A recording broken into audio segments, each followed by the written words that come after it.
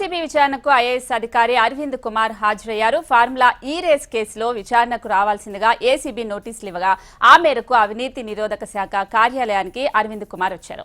మాజీ మంత్రి కేటీఆర్ ఇచ్చిన వాంగ్మూలం ఆధారంగా ఐఏఎస్ అధికారి అరవింద్ కుమార్ కి ఏసీబీ అధికారులు నోటీసులు ఇచ్చారు. అయితే ఫార్ములా ఈ రేస్ కేసులో అరవింద్ కుమార్ A2గా ఉన్నారు. ఫార్ములా ఈ కార్ రేసులో 4వ ఏసీబీ ముందు ఐఏఎస్ అధికారి అరవింద్ కుమార్ హాజరవనున్నారు.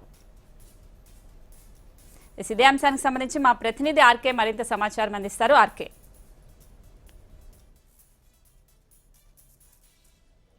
ఏదైతే ఫార్ములా ఈ రేస్ కేసులో A2గా ఉన్న సీనియర్ ఐఏఎస్ అధికారి అరవింద్ కుమార్ కొద్దిసేపటి కిందటే ఏసీబీ ప్రధాన కార్యాలయానికి అయితే రావడం జరిగింది. ఇది 4వసారి ఆయన విచారణ అని చెప్పాలి. ఇప్పటివరకు కూడా 3 సార్లు ఆయన దగ్గర నుంచి ఏసీబీ అధికారులు సమాచారాన్ని సేకరించడం జరిగింది. తాజాగా ఆయన విదేశాలకు వెళ్ళి గత నెల 30వ తేదీన హైదరాబాద్కు రావడం జరిగింది. హైదరాబాద్కు వచ్చిన వెంటనే ఆయనకైతే ఏసీబీ నోటీసులు అయితే ఇవ్వడం జరిగింది. ఇప్పటివరకు కూడా ఇది 4వసారి విచారణ.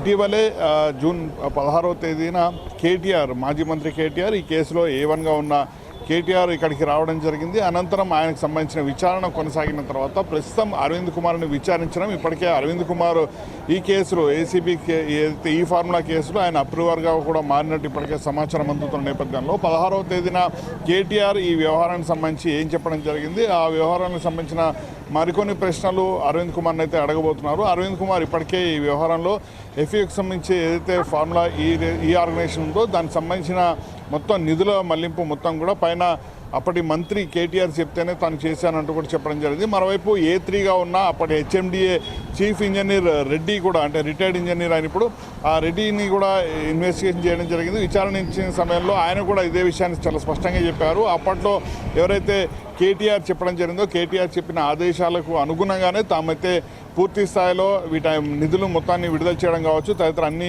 ప్రక్రియలు కూడా చేశామంటూ కూడా చెప్పడం జరిగింది. అయితే అసలు ట్రైపాక్షిక సంబంధం ఉన్న నేపథ్యంలో మొత్తం కూడా ఇటు ఏదైతే ఫార్ములా ఈ ఆర్గనైజేషన్ కావచ్చు, లేకపోతే SGen Next ఎవరైతే మొత్తం దీనికి సంబంధించిన స్పాన్సర్స్ సంబంధించిన వ్యవహరించడం జరిగిందో SGen Next అసలు మధ్యలోనే ఎందుకు తప్పుకోవాల్సి వచ్చింది, అదే సమయంలో 55 కోట్ల నిధులు, అంటే 8 కోట్ల వరకు ట్యాక్స్, అలాగే మిగతా 46 కోట్ల నిధులు ఎందుకు కేటాయించాల్సి రావాల్సి వచ్చింది, అలాగే ఫెమా నిబంధనల విషయంలో కూడా ఎలాంటి నిబంధనలు పాటించారు, ఈ విషయాలన్నిటిపైన కూడా ప్రస్తుతానికైతే విచారణ అయితే కొనసాగుతుంది. స్వప్నిక.